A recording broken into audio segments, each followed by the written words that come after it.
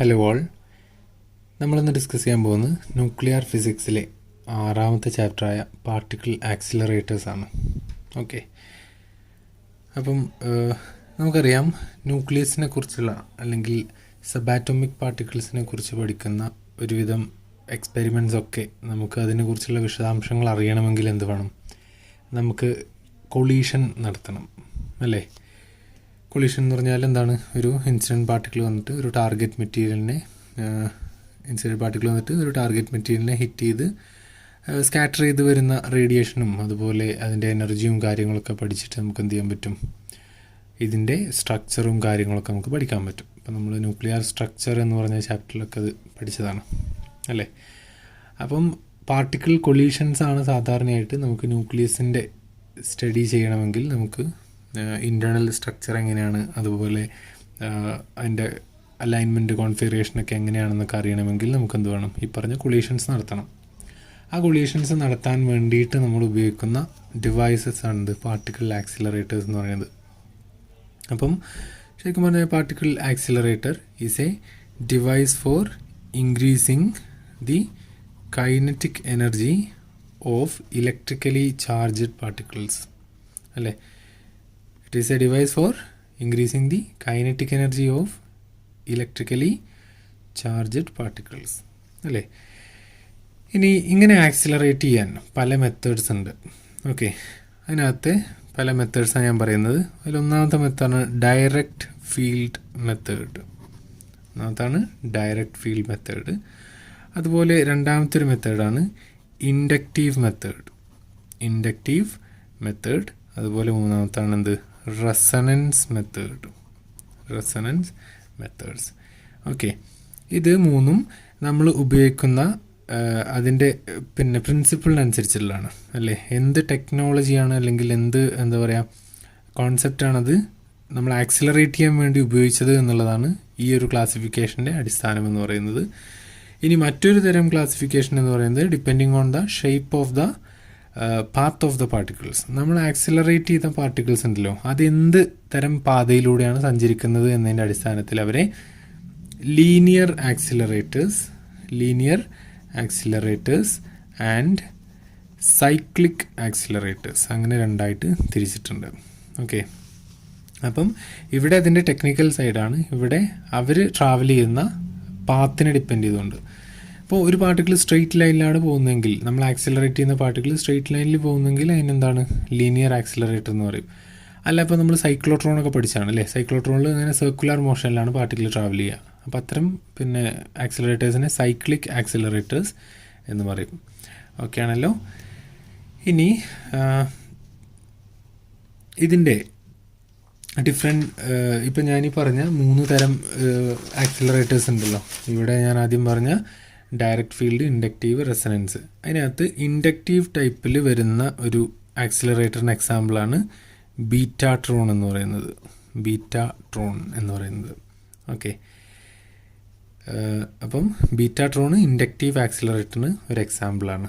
Okay, ഇനി ഈ linear accelerator ഉണ്ടല്ലോ, ഇതിനകത്ത് ഒരു പാർട്ടിക്കിൾ ഒറ്റ പ്രാവശ്യമാണ് ഒരു ഇലക്ട്രിക് ഫീൽഡ് കടന്നു പോവുക. ഇത് ഇപ്പോൾ പറയുമ്പോൾ നിങ്ങൾക്ക് ചെറിയൊരു സ്ട്രേഞ്ച്നെസ് തോന്നിയേക്കാം. അതായത് ഈ ഡയറക്റ്റ് ഫീൽഡ് ഉണ്ടല്ലോ, ഡയറക്റ്റ് ഫീൽഡ് ഇപ്പോൾ ഒരു സിമ്പിൾ ഉദാഹരണം പറയാം. നമ്മളൊരു ഇലക്ട്രിക് ഫീൽഡിലേക്ക് ഇവിടെ ഒരു എക്സാമ്പിൾ ഇവിടെ ഒരു പോസിറ്റീവ് ചാർജ് ഉണ്ടെന്ന് കരുതാം. ഓക്കെ, നമ്മളിവിടെ ഒരു ഇലക്ട്രിക് ഫീൽഡ് അപ്ലൈ ചെയ്ത് കഴിഞ്ഞാൽ, ആ ഡയറക്ഷനിൽ ഒരു ഇലക്ട്രിക് ഫീൽഡ് അപ്ലൈ ചെയ്ത് കഴിഞ്ഞാൽ ഈ ചാർജ് എന്ത് ചെയ്യും? അങ്ങോട്ടേക്ക് അലോങ് ദ ഫീൽഡ് സഞ്ചരിക്കും, അല്ലേ? അപ്പോൾ ശരിക്കും അതൊരു ഡയറക്റ്റ് ഫീൽഡ് ആപ്ലിക്കേഷനാണ്. നമ്മൾ ഡയറക്റ്റ് ഫീൽഡ് കൊടുത്തുകൊണ്ട് ഒരു പാർട്ടിക്കിളിനെ ആക്സിലറേറ്റ് ചെയ്യാം. അതാണ് ഡയറക്റ്റ് ഫീൽഡ് ആപ്ലിക്കേഷൻ. അത്തരത്തിൽ ലീനിയർ ആക്സിലറേറ്റേഴ്സിനകത്ത് ഒരു charge particle will travel only once through an electric field with a high potential difference. Okay, ഒരു ലീനിയർ ആക്സിലറേറ്ററിനകത്ത് ഒരു ചാർജ് പാർട്ടിക്കിൾ ഒറ്റ പ്രാവശ്യമേ ഒരു ഇലക്ട്രിക് ഫീൽഡിലൂടെ സഞ്ചരിക്കുകയുള്ളൂ. എന്നാൽ സൈക്ലിക് ആയിട്ടുള്ള അല്ലെങ്കിൽ സൈക്ലോട്രോൺ പോലുള്ള, അല്ലേ, അത്തരം ആക്സിലറേറ്റേഴ്സിനകത്ത് the charged particle will repeatedly pass through alternating electric field. Okay, അപ്പം നമ്മളിപ്പം സൈക്ലോട്രോണിൻ്റെ കാര്യം പറഞ്ഞാൽ അറിയാം. സൈക്ലോട്രോണിൽ എന്താണ്? ചാർജ്ഡ് പാർട്ടിക്കിൾ ഇങ്ങനെ റിവോൾവ് ചെയ്യുക ചെയ്യണത്, അല്ലേ? അങ്ങനെ ഇപ്പം ഇവിടുന്ന് തുടങ്ങുക, ഇവിടുന്ന് ഇങ്ങനെ റിവോൾവ് ചെയ്ത് അതിൻ്റെ സർക്കിൾ വലുതായി വരിക ചെയ്യുക, അല്ലേ? എന്ന് പറഞ്ഞാൽ ഇവിടെ ഒരു പെർട്ടിക്കുലർ ഇലക്ട്രിക് ഫീൽഡ് ഉണ്ട്. ആ ഇലക്ട്രിക് ഫീൽഡിലൂടെ റിപ്പീറ്റഡ് ആയിട്ട് എന്ത് ചെയ്യുന്നുണ്ട്, അത് ട്രാവൽ ചെയ്യുന്നുണ്ട്. എന്നാൽ ലീനിയർ ആക്സിലറേറ്ററിൽ അതൊരൊറ്റ പ്രാവശ്യം എന്ത് ചെയ്യുള്ളൂ, അത് ട്രാവൽ ചെയ്യുള്ളൂ. ഓക്കെ, ഇതൊക്കെ ജസ്റ്റ് മനസ്സിലാക്കി വെക്കാനുള്ള കോൺസെപ്റ്റ്സാണ്. ഓക്കെ, അപ്പോൾ എങ്ങനെയാണ് ഇനി ഇത്തരം സൈക്ലിക് ആക്സിലറേറ്റേഴ്സിൽ അതിൻ്റെ പാത്ത് സർക്കുലർ ആക്കാൻ വേണ്ടിയിട്ടാണ് നമ്മൾ എന്ത് ചെയ്യുന്നത്, മാഗ്നറ്റിക് ഫീൽഡ് അപ്ലൈ ചെയ്യുന്നത്. ഓക്കെ, ഇനി ഇത്തരത്തിൽ റെസനൻസ് ആക്സിലറേറ്ററിന് ഒരു എക്സാമ്പിളാണ് നമ്മുടെ സൈക്ലോട്രോൺ എന്ന് പറയുന്നത്. അതുപോലെ ഡയറക്റ്റ് ഫീൽഡ് ആക്സിലറേറ്ററിൻ്റെ എക്സാമ്പിളാണ് ലീനിയർ ആക്സിലറേറ്റർ അല്ലെങ്കിൽ ലിനാക് എന്ന് പറയും. ഓക്കെ, കുറച്ച് മുമ്പ് ഒരു യൂണിവേഴ്സിറ്റി എക്സാമിന് ചോദിച്ചൊരു ക്വസ്റ്റ്യനാണ്, വാട്ട് ഈസ് ലിനാക്. അന്ന് ഈ ലിനാക് എന്ന് പറഞ്ഞാൽ അധികം ആർക്കും അങ്ങനെ മനസ്സിലായില്ല, ഇത് ടെക്സ്റ്റിനകത്ത് ഇല്ലയെന്ന് തോന്നുന്നു. അപ്പം ഞാൻ ഈ യൂണിവേഴ്സിറ്റി ടെക്സ്റ്റാണ് ഫോളോ ചെയ്യുന്നത്. അതിനകത്ത് ഈ ഒരു ചാപ്റ്ററിന് കേട്ടോ, ഈ പെർട്ടിക്കുലർ ചാപ്റ്ററിന് ഞാൻ ഇതാണ് ഫോളോ ചെയ്യുന്നത്. അപ്പോൾ ഇതിനകത്ത് കണ്ടില്ല. അപ്പോൾ ലിനാക് എന്ന് പറഞ്ഞാൽ ലീനിയർ ആക്സിലറേറ്റർ എന്നാണ്. ഓക്കെ, അപ്പം ഇങ്ങനെയൊക്കെയാണ് ആക്സിലറേറ്റേഴ്സിൻ്റെ ബേസിക് കോൺസെപ്റ്റ്സ് എന്ന് പറയുന്നത്.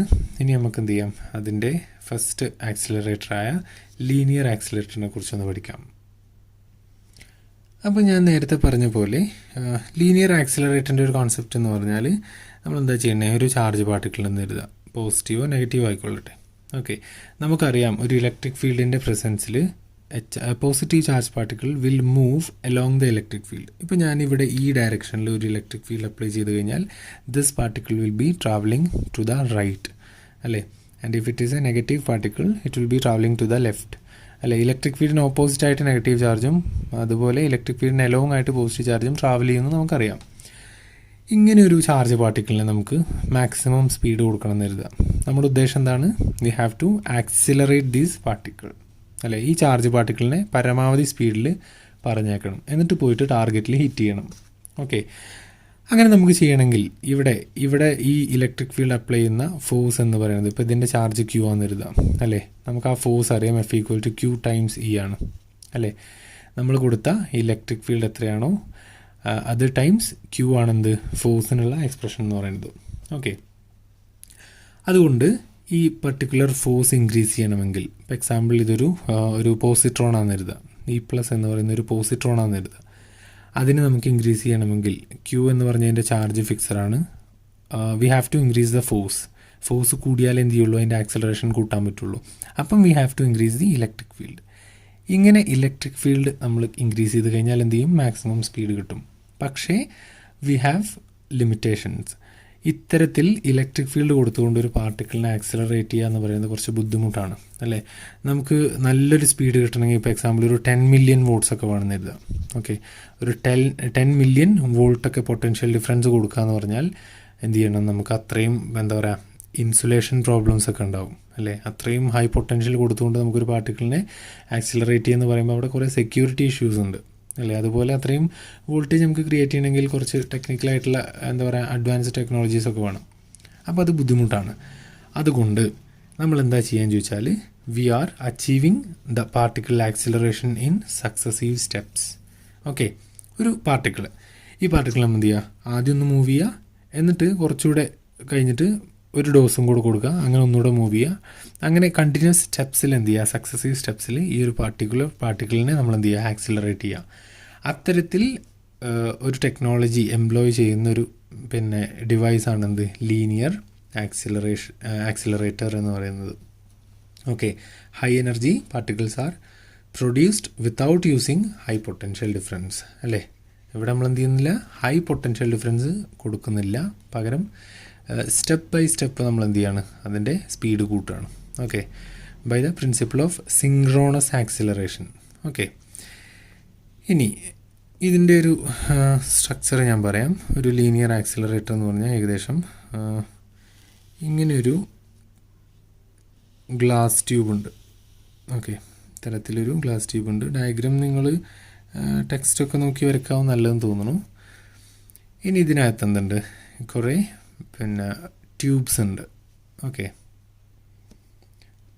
ട്യൂബ്സ് എന്ന് പറഞ്ഞാൽ ഹോളോ മെറ്റൽ സിലിണ്ടേഴ്സ്. ഓക്കെ, നമ്മളെ സിലിണ്ട്രിക്കൽ പൈപ്സ് ആണ്. Okay, a series of coaxial metallic cylinders അല്ലെങ്കിൽ ഡ്രിഫ്റ്റ് ട്യൂബ്സ് എന്നും പറയും. ഓക്കെ, ഇങ്ങനെയൊരു ട്യൂബ്, അതുപോലെ അത് കഴിഞ്ഞ് ഇങ്ങനെയൊരു ട്യൂബ്, അങ്ങനെ കുറേ ട്യൂബുകൾ ഇങ്ങനെ പോവും. ഓക്കെ, ഇതിൻ്റെ ലെങ്ത്ത് ഒരുപോലെ അല്ല കേട്ടോ, ലെങ്ത്ത് ഇങ്ങനെ കൂടി വരണം. ഓക്കെ, ഇത്തരത്തിൽ എന്തുണ്ട്, കുറേ ട്യൂബ്സ് ഇങ്ങനെ കൊടുത്തിട്ടുണ്ട്. ഓക്കെ, ഇതെന്താണ്, സിലിണ്ടേഴ്സാണ്, സിലിണ്ട്രിക്കൽ ട്യൂബ്സാണ്, ഉള്ളു പൊള്ളയായ പൈപ്പുകളാണ്, മെറ്റാലിക് പൈപ്പ്സാണ്.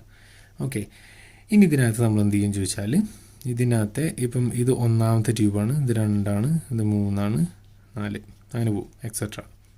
ഓക്കെ, ഇനി ഇതിനകത്തെ ആൾട്ടർനേറ്റ് ട്യൂബ്സ് നമ്മൾ എന്ത് ചെയ്യും, ഒരുമിച്ച് കണക്ട് ചെയ്യും. ഓക്കെ, അപ്പം 1 അതുപോലെ 3. ഓക്കെ, അത് രണ്ടും ഞാൻ എന്ത് ചെയ്തു, ഒരു സിംഗിൾ വയർ കൊടുത്ത് കണക്ട് ചെയ്തിട്ടുണ്ട്. പിന്നെയോ 2 അതുപോലെ 4 പിന്നെ 6, 8 അങ്ങനെ, ഇത് 1, 3, 5 അങ്ങനെ ഓഡ് നമ്പേഴ്സ്. ഇത് ഞാൻ എന്ത് ചെയ്തു, ഇവിടെ കണക്ഷൻ ഇല്ല.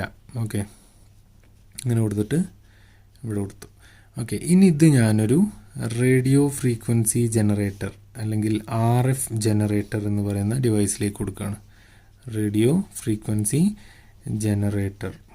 ഓക്കെ, അതിലേക്ക് കൊടുത്തു. ഇപ്പോൾ ലിനാക്ക് എന്ന് പറഞ്ഞാൽ ഒരു ഗ്ലാസ് ട്യൂബ് ഉണ്ട്, അതിനകത്ത് ഹോളോ മെറ്റാലിക് സിലിണ്ടേഴ്സ് ഉണ്ട്, കോവാക്ഷ്യലാണ് എന്ന് പറഞ്ഞാൽ ഇവരുടെയൊക്കെ ആക്സിസ് കോമൺ ആണ്. They are having A common axis, ഇതിൻ്റെ നടുക്കൂടെയാണ് ഇതിൻ്റെ ആക്സിസ് പോകുന്നത്. ഓക്കെ, അങ്ങനെ കൊടുത്തു. ഇനി ഇത്തരത്തിൽ നമ്മൾ എന്ത് ചെയ്തു, ആൾട്ടർനേറ്റിംഗ് ട്യൂബ്സിനെ എല്ലാം കൂടെ കണക്ട് ചെയ്ത് ഒരു സിംഗിൾ കണക്ഷൻ, അതുപോലെ മറ്റേ കണക്ഷനും അല്ലേ, ഇപ്പോൾ 1, 3, 5 ഒരുമിച്ച് കണക്ട് ചെയ്തു, അതുപോലെ 2, 4, 6 അങ്ങനെ ഒരുമിച്ച് കണക്ട് ചെയ്ത് ഒരു റേഡിയോ ഫ്രീക്വൻസി ജനറേറ്ററിലേക്ക് നമ്മൾ കണക്ഷൻ കൊടുത്തു. ഓക്കെ, ഇവിടെ നമ്മൾ അയോൺസ് പിന്നെ പുറപ്പെടുവിക്കുന്ന ഒരു സോഴ്സ് ഉണ്ടെന്ന് കരുതാം. എ എന്ന് പറഞ്ഞൊരു അയോൺസിൻ്റെ സോഴ്സാണ്. ഓക്കെ, അയോൺസ് എന്ന് പറഞ്ഞാൽ ചാർജഡ് പാർട്ടിക്കിൾസ്.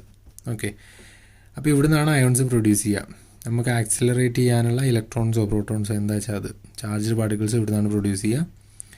ഇവിടെ നമ്മൾ എന്തുണ്ട്, ടാർഗറ്റ് ഉണ്ട്. ഓക്കെ, ഇവിടെയാണ് നമ്മുടെ ടാർഗറ്റ് എന്ന്, അല്ലെങ്കിൽ ഇവിടെ അല്ലെങ്കിൽ പുറത്ത് ഇവിടെയോ ഒക്കെയാണ് നമ്മുടെ ടാർഗറ്റ് എന്ന് കരുതുക. ഓക്കെ, അങ്ങനെ നമ്മൾ കൊടുത്തു.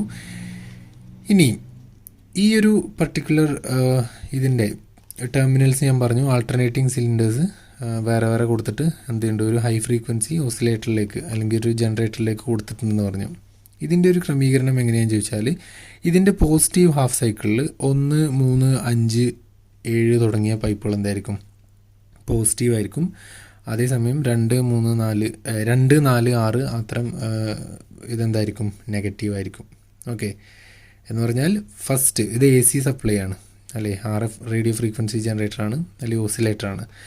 അതിൻ്റെ ഫസ്റ്റ് ഹാഫ് സൈക്കിളിൽ 1, 3, 5 എക്സെട്ര പോസിറ്റീവ് ആണെങ്കിൽ 2, 4, 6 ഒക്കെ എന്തായിരിക്കും, നെഗറ്റീവ് ആയിരിക്കും. ഓക്കെ, ഇനി ആ ഫസ്റ്റ് ഹാഫ് സൈക്കിൾ കഴിഞ്ഞാൽ എന്ത് ചെയ്യും, അത് റിവേഴ്സ് ചെയ്യും. AC അല്ലേ, അപ്പോൾ ഒരു ഭാഗം പോസിറ്റീവ് ഒരു ഭാഗം നെഗറ്റീവ് അല്ലേ, അങ്ങനെ ഉണ്ടാവുക. അപ്പോൾ ഒന്ന് പോസിറ്റീവ് കാണിച്ചാൽ മറ്റേ നെഗറ്റീവ് ആവും. അടുത്ത ഹാഫ് സൈക്കിളിൽ എന്താവും, നേരെ ഓപ്പോസിറ്റീവ് ആവും. ഓക്കെ, എന്ന് പറഞ്ഞാൽ ഇത് പോസിറ്റീവ് ആവും, പിന്നെ അപ്പോൾ ഇത് നെഗറ്റീവ് ആവും, ഇത് പോസിറ്റീവ് ഇത് നെഗറ്റീവ് അങ്ങനെ ആവും. ഇനി തൊട്ടടുത്ത AC ഇങ്ങനെ പോയി അടുത്ത സൈക്കിൾ വരുമ്പോഴത്തേക്കും എന്താവും, നേരെ ഓപ്പോസിറ്റ് ആവും, ഇത് നെഗറ്റീവ് ഇത് പോസിറ്റീവ് അങ്ങനെ മാറി വരും. ഓക്കെ, ഇനി ഈ ട്യൂബിൻ്റെ ഇടയ്ക്കുള്ള ഗ്യാപ്പിലൂടെ എന്ത് ചെയ്യാൻ പറ്റും, ഇലക്ട്രോൺസിന് അല്ലെങ്കിൽ ചാർജഡ് പാർട്ടിക്കിൾസിന് ട്രാവൽ ചെയ്യാൻ പറ്റും. ഓക്കെ, ഇനി ഈ പർട്ടിക്കുലർ ട്യൂബ്സിന് 1, 2, 3, 4 ഒക്കെ എന്താണ്, പൊട്ടൻഷ്യൽ അപ്ലൈ ചെയ്തിട്ടുണ്ട്. ഓക്കെ, ഇനി ഞാനിതിൻ്റെ ഒരു കോൺസെപ്റ്റ് പറയാൻ പോവാണ്, നിങ്ങൾ നിങ്ങളുടേതായ വേർഡ്സിൽ എഴുതുക. ഓക്കെ, സപ്പോസ് ഇവിടുന്ന് ഒരു പോസിറ്റീവ് അയോൺ ലീവ് ചെയ്യാൻ എഴുതാം. ഓക്കെ, ഇതിൻ്റെ ഫസ്റ്റ് ഹാഫ് സൈക്കിൾ തുടങ്ങുകയാണ്. ഓക്കെ, ഇവിടുന്ന് ഒരു പോസിറ്റീവ് അയോൺ എന്ത് ചെയ്യാണ്, ഇത് മൂവ് ചെയ്യാണ്. ഓക്കെ, അങ്ങനെ പിന്നെ ഈ ഇവിടുന്ന് പ്രൊഡ്യൂസ് ചെയ്ത ഉടനെ ട്യൂബ് 1 നെഗറ്റീവാന്ന് കരുതാം. ഞാനൊരു പോസിറ്റീവ് അയോണിനെ ഇവിടെ വെച്ചു. ഈ A എന്ന് പറഞ്ഞ സോഴ്സിൽ നിന്നും ഒരു അയോൺ ഉണ്ടായി. ആ സമയത്ത് ഈ ഹാഫ് സൈക്കിൾ പ്രകാരം 1, 3, 5 ഒക്കെ എന്താണ്, നെഗറ്റീവാണ്. 2, 4, 6 ഒക്കെ പോസിറ്റീവാണ്. അപ്പോൾ നമുക്ക് ഇവിടെ എത്ര ആലോചിക്കാനുള്ളൂ, 1 എന്താണ്, നെഗറ്റീവാണ്. ഇവിടുന്ന് വരുന്ന ആളെന്താണ്, പോസിറ്റീവാണ്. സ്വാഭാവികമായിട്ടും ഈ പോസിറ്റീവ്ലി ചാർജ്ഡ് ആയിട്ടുള്ള ഒന്നാമത്തെ സിലിണ്ടർ എന്ത് ചെയ്യും, ഈ ചാർജ്ഡ് പാർട്ടിക്കിളിനെ ഈ അയോണിനെ എന്ത് ചെയ്യും, അങ്ങോട്ടേക്ക് പിന്നെ വലിക്കും, അട്രാക്റ്റ് ചെയ്യും അല്ലേ. ഇനി നമുക്കറിയാം ഒരു ചാർജ്ഡ് ഇപ്പോൾ ഒരു പൊട്ടൻഷ്യൽ V പൊട്ടൻഷ്യലുള്ള ഒരു സ്ഥലത്ത് ഒരു ചാർജ്ഡ് പാർട്ടിക്കിൾ Q ഉണ്ടെങ്കിൽ അത് എക്സ്പീരിയൻസ് ചെയ്യുന്ന ഫോഴ്സ് എന്ന് പറയുന്നത് Q ടൈംസ് V ആണ് അല്ലേ. അല്ലേ? അത് ഞാൻ പറഞ്ഞത് എന്താണ്, വി പൊട്ടൻഷ്യലി ക്യൂ എന്ന് പറഞ്ഞൊരു ചാർജ് വെച്ചിട്ടുണ്ടെങ്കിൽ അത് അച്ചീവ് ചെയ്യുന്ന വെലോസിറ്റി സ്പീഡ് എത്രയാണ്? ക്യൂ ടൈംസ് വി ആണ്. ഓക്കെ, അപ്പോൾ നമുക്ക് എന്ത് ചെയ്യാൻ പറ്റും? ഈ ഡ്രിഫ്റ്റ് ട്യൂബ് 1 കാരണം വി പൊട്ടൻഷ്യൽ ഉണ്ടെങ്കിൽ, ഡ്രിഫ്റ്റ് ട്യൂബ് 1-ന് വി പൊട്ടൻഷ്യൽ ഉണ്ടെങ്കിൽ നമ്മൾ ഇവിടെ വിത്ത് റെസ്പെക്ട് ടു പോയിൻ്റ് എനെ റെസ്പെക്ട് ചെയ്തുകൊണ്ട് ഒന്നാമത്തെ ട്യൂബിന് വി വോൾട്ട് പൊട്ടൻഷ്യൽ ഉണ്ട്. ഓക്കെ, അപ്പം ഈ ചാർജർ പാർട്ടിക്കിൾ എന്ത് ചെയ്യും? ഇതിൽ മൂവ് ചെയ്യും. അപ്പോൾ അതിനൊരു കൈനറ്റിക് എനർജി ഒബ്റ്റെയിൻ ചെയ്യും. ഒന്നാമത്തെ ട്യൂബിലൂടെ, ഒന്നാമത്തെ സിലിണ്ടറിൻ്റെ ഉള്ളിലൂടെ അതിനുള്ള വെലോസിറ്റി V1 ആണെന്ന് കരുതുക. ഓക്കെ, ഒന്ന് സ്മാൾ ലെറ്റർ വി ആണേ, V1 ആണെന്ന് കരുതുക. ഓക്കെ, അങ്ങനെയാണെന്ന് വെച്ചാൽ അതിൻ്റെ കൈനറ്റിക് എനർജി എന്താവും? ഹാഫ് mv1² ആവും. അല്ലേ? എന്താ ഞാൻ പറഞ്ഞത്? The velocity V1 of the ion on reaching the drift tube 1 എന്താണ്? V1 ആണെങ്കിൽ അതിൻ്റെ kinetic energy mass of the particle is m, then kinetic energy is half mv² which is equal to Q times V ആണ്. അല്ലേ? അതിനൊരു പിന്നെ അതിൻ്റെ charge ചെയ്യാമെന്ന് കരുതുക. അപ്പോൾ E ടൈംസ് V എന്ന് കൊടുക്കാം. ഇത് ക്യാപിറ്റൽ V ആണ് കേട്ടോ. ഈ പർട്ടിക്കുലർ പാർട്ടിക്കിളിൻ്റെ ചാർജ് E ആണെന്ന് കരുതുക, പൊട്ടൻഷ്യൽ V ആണെന്ന് കരുതുക. അപ്പോൾ half mv1² equal to E into V. ഇതിൽ നിന്ന് നമുക്ക് എന്ത് കാണാൻ പറ്റും? V1 കാണാൻ പറ്റും. V1² ഈക്വൽ ടു2EV/m എന്ന് വരും. അപ്പോൾ V1 ഈക്വൽ ടു √2EV/m എന്ന് വരും. അല്ലേ? V1 സ്മാൾ ലെറ്റർ ആണ്, അതെന്താണ്? അതിൻ്റെ ഒന്നാമത്തെ ട്യൂബിലുള്ള വെലോസിറ്റി ആണ്, വിച്ച് ഈസ് √2EV/m എന്ന് വരും. ഓക്കെ, ഇനി പ്രത്യേകം ശ്രദ്ധിക്കുക, നമ്മൾ ഒന്നാമത്തെ ട്യൂബിൻ്റെ ലെങ്ത്ത് എങ്ങനെയാണ് അഡ്ജസ്റ്റ് ചെയ്യണമെന്ന് ചോദിച്ചാൽ, ഈ പാർട്ടിക്കിൾ നമ്മൾ ഈ പിന്നെ ആക്സിലറേറ്റ് ചെയ്ത ഈ അയോണ് ഇത് ഒന്നാമത്തെ ട്യൂബ് കടന്ന് രണ്ടാമത്തെ ട്യൂബിൻ്റെ അടുത്തേക്ക് എത്തുമ്പോഴത്തേന് എന്ത് ചെയ്യണം? ഇതിൻ്റെ ടെർമിനൽസ് ചേഞ്ച് ചെയ്യണം. അപ്പോൾ ഞാൻ പറഞ്ഞു ഇതിൻ്റെ നെഗറ്റീവ് ഹാഫ് സൈക്കിളാണ്, അല്ലേ? ഒരു ഹാഫ് സൈക്കിളാണ്. ആ പർട്ടിക്കുലർ ഹാഫ് സൈക്കിളിൽ 1 എന്താണ്? ട്യൂബ് 1 നെഗറ്റീവാണ്, ഇത് പോസിറ്റീവാണെന്നാണ് ഞാൻ പറഞ്ഞത്, അല്ലേ? അങ്ങനെ ആയതുകൊണ്ടാണ് ഇവിടുന്ന് പോസിറ്റീവായാണ് ഇതിനെ അട്രാക്ട് ചെയ്തത്. അങ്ങനെ അട്രാക്ട് ചെയ്ത് ഈ ട്യൂബിൻ്റെ ലെങ്ത്ത് എങ്ങനെ അഡ്ജസ്റ്റ് ചെയ്തിരിക്കണമെന്ന് ചോദിച്ചാൽ, ഇതിങ്ങനെ കടന്ന് ഈ ട്യൂബിൻ്റെ ലെങ്ത്ത് കവർ ചെയ്തൊരു 3/4 ഭാഗം കഴിയുന്നതോടുകൂടി, എന്ന് പറഞ്ഞാൽ ഒരു ഇവിടേക്ക് എത്തുന്നതോടുകൂടി എന്താവണം? സൈക്കിൾ മാറണം, AC-യുടെ സൈക്കിൾ മാറണം. ആ AC-യുടെ സൈക്കിൾ മാറിക്കഴിഞ്ഞാൽ എന്താവും? ഒന്നാമത്തെ ട്യൂബ് പോസിറ്റീവ് ആവും, രണ്ടാമത്തെ ട്യൂബ് നെഗറ്റീവ് ആവും. മനസ്സിലായോ? അപ്പോൾ നമ്മുടെ അയോൺ ആദ്യത്തെ സൈക്കിളിൽ ഇത് നെഗറ്റീവ് ആയിരുന്നു. അപ്പോൾ അയോൺ ഇങ്ങനെ അട്രാക്ട് ചെയ്ത് ഇങ്ങനെ വന്ന് ഇവിടെ എത്തിയെന്ന് കരുതുക. ഇവിടെ എത്തുന്നതോട് കൂടി എന്ത് ചെയ്തു? ഒന്നാമത്തെ ട്യൂബ് പോസിറ്റീവായി, രണ്ടാമത്തെ ട്യൂബ് നെഗറ്റീവായി. ഒന്നാമത്തെ ട്യൂബ് പോസിറ്റീവായി എന്ന് പറഞ്ഞാൽ ഇവിടെ എത്തിയ പാർട്ടിക്കിളിനെ ഇത് നന്നായിട്ട് റിപ്പൽ ചെയ്യും, അല്ലേ? ഇനി ഇത് ഇങ്ങോട്ട് വരില്ല, ഇങ്ങോട്ട് ദൂരം കൂടുതലാണ്. അപ്പോൾ ഇതിനെ റിപ്പൽ ചെയ്യും. അപ്പോൾ ആ പാർട്ടിക്കിൾ ഇങ്ങോട്ട് വരും. ഇങ്ങോട്ട് വരുന്നതോടുകൂടി ഇതെന്തായിട്ടുണ്ട്? നെഗറ്റീവായിട്ടുണ്ട്, അല്ലേ?